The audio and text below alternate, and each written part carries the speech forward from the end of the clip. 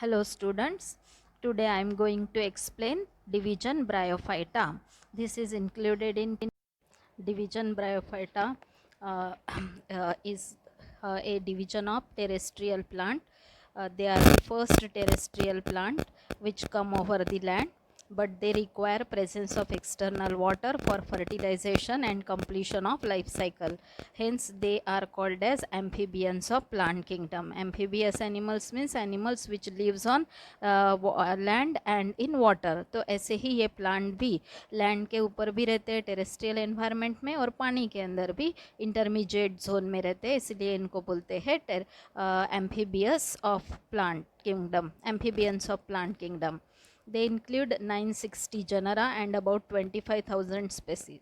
960 genera and 25,000 species of bryophytes are present on planet today. Life cycle of bryophyte consists of two morphologically distinct phases, that is gametophytic phase and sporophytic phase. Gamete producing phase, that is gametophytic phase, means sexual reproduction takes place in gametophytic phase. Sporophytic phase, spore producing phase. Asexual reproduction takes place in sporophytic phase. So bryophytes are the plants which shows distinct morphologically two distinct phases, that is gametophytic phase and sporophytic phase. So this is about the introductory part of Bryophyta. Bryophytes were the first terrestrial land plants. They require water for fertilization and completion of life cycle, hence called as amphibians of plant kingdom. They are having 960 genera and 25,000 species.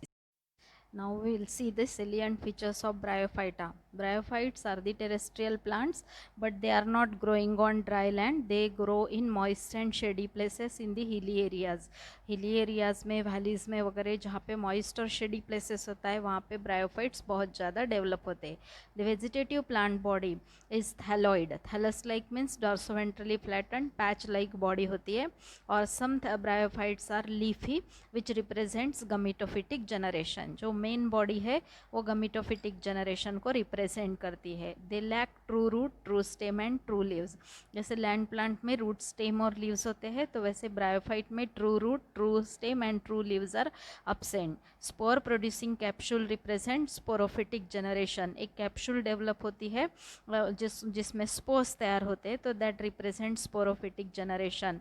Roots are completely absent but have unicellular और multicellular root like rhizoids. एकदम primitive roots भी बोल सकते हैं. Rhizoids ये root like he होते हैं, मगर यूनिसेल्युलर और multicellular rhizoids are present which helps in thallus for fixation to on substratum and absorption of water and minerals. तो राइजोइड्स होते हैं, ये एक कैरेक्टरिस्टिक फीचर है ब्रायोफाइटा का. Then vascular tissues and mechanical tissues are totally absent. Mechanical tissue जो strength देने के लिए होते हैं वो completely absent होते हैं, और वैस्कुलर टिश्यू जो वाटर और सप्लाई ऑफ वाटर और सप्लाई ऑफ फूड के लिए होते हैं, vascular tissue that is totally absent. Hence bryophytes are also called as non vascular plant. तो non flowering non vascular plant, इसलिए उसको नॉन वैस्कुलर क्रिप्टोगैम भी बोला गया है. तो these are all the salient features of bryophytes. Now we will see classification of bryophytes. Bryophytes have been divided into three classes: liverworts, hornworts and mosses. लिवरवर्ट्स हिपैटेसी भी बोलते हैं इसको. अब इसका मीनिंग लिवरवर्ट नाम क्यों है? वर्ट का मतलब होता है गुच्छा, और ये लीवर लाइक स्ट्रक्चर होते हैं और लीवर के जैसे उसका शेप होता है, इसलिए इसको लिवरवर्ट बोलते हैं. Plant body is gametophyte which is always dorsiventral. Dorsiventral अपने पाम के जैसे, और डॉर्सल और वेंट्रल सरफेस फ्लैट होता है. इट मे बी थैलॉइड और फोलियोज. थैलस लाइक और फोलियोज होता है. ये लीफ लाइक स्ट्रक्चर, अगर फोलियोज है leaf like structure, they do not have midrib, उसमें मिडरिब नहीं दिखाई देती है. और सबसे यूनिक कैरेक्टरिस्टिक फीचर लिवरवर्ट्स का है unicellular and unbranch rhizoid. Root like structure बोलते हैं ना यहाँ पे प्रिमिटिव रूट, तो वो यूनिसेलुलर और unbranched rhizoid for fixation and absorption of water and minerals. Plant body shows dichotomous branching. अब यहाँ पे रिक्शिया और मार्केंशिया उसके एग्जाम्पल है. यहाँ पे आपको दिखाई दे रहा है ये थैलस के लीफ लाइक स्ट्रक्चर जो है ना, दो पार्ट में स्प्लिट हुए हैं, तो that is called as dichotomous branching. उसको क्या बोलते हैं? Dichotomous branching. फिर इसके ऊपर सेक्स ऑर्गन्स आते हैं at the time of sexual reproduction. तो सेक्स ऑर्गन्स जो है वो यहाँ पे embedded in the thallus, Riccia और मार्केंशिया जो है उसमें रिक्शिया में थैलस के ऊपर ही डायरेक्ट रहते हैं, एम्बेडेड इन द थैलस, और developed on stocked receptacle in case of Marchantia. Marchantia में रिसेप्टेकल यानी रिसेप्टेकल के ऊपर स्टॉक्ड रिसेप्टेकल आता है, और इसके एग्जाम्पल रिक्शिया और मार्केंशिया जो lower and primitive groups of bryophytes है। अब यहाँ पे आपको रिक्शिया थैलस दिखाई दे रहा है, इसके ऊपर sex organ embedded on thallus. उसके बाद में ये मार्केंशिया का दिख रहा है, इसमें आर्चिगोनोफोर और एंथ्रेडियोफोर, तो ये स्टॉक लाइक स्ट्रक्चर यहाँ पे दिखाई दे रहे हैं। तो ये सेक्स ऑर्गन से डेवलप्ड ऑन स्टॉक रिसेप्टेकल। तो ये इस तरह से दो टाइप के, रिक्शिया के ऊपर थैलस के ऊपर ये डायरेक्टली डेवलप, और मार्केंशिया में ऊपर की तरफ। तो Riccia and Marchantia are the example. Second group of bryophyte is hornworts, Anthocerotae भी बोलते हैं इसको। अब वर्ड का मीनिंग होता है पैच लाइक बॉडी, और अब इसमें हॉर्न का मतलब होता है सिंग। यहाँ पे जो स्पोरोफाइट डेवलप होते हैं, स्पोर प्रोड्यूसिंग ऑर्गन, वो हॉर्न लाइक थैलस के ऊपर डेवलप होता है। Hornworts are bryophytes which have flattened thallus, ज़मीन से लग के उसका ग्रीन कलर का थैलस जो होता है, थैलॉइड बॉडी, वो ज़मीन से लग के होती है। और eight the time of sporophyte formation, sporophyte जो फॉर्म होता है वो हॉर्न लाइक होते हैं, सिंग के जैसे। अब यहाँ पे देख रहे हो ना आप, फ्लैट बॉडी है, एंथोसिरोस एग्जाम्पल है, एकदम फ्लैट है ज़मीन से लग के, और हॉर्न लाइक स्ट्रक्चर, सिंग के जैसे स्ट्रक्चर स्पोरोफाइट डेवलप हुए हैं। तो ये सब डायग्राम्स आप देख रहे हो एंथोसिरोस थैलस के है, ज़मीन से लग के पैच लाइक बॉडी होती है ग्रीन कलर की, और स्पोरोफाइट हॉर्न लाइक होता है, इसलिए इसको हॉर्नवर्ड बोलते हैं। Now we will see the third class of bryophytes, that is mosses, which is also called as mossae.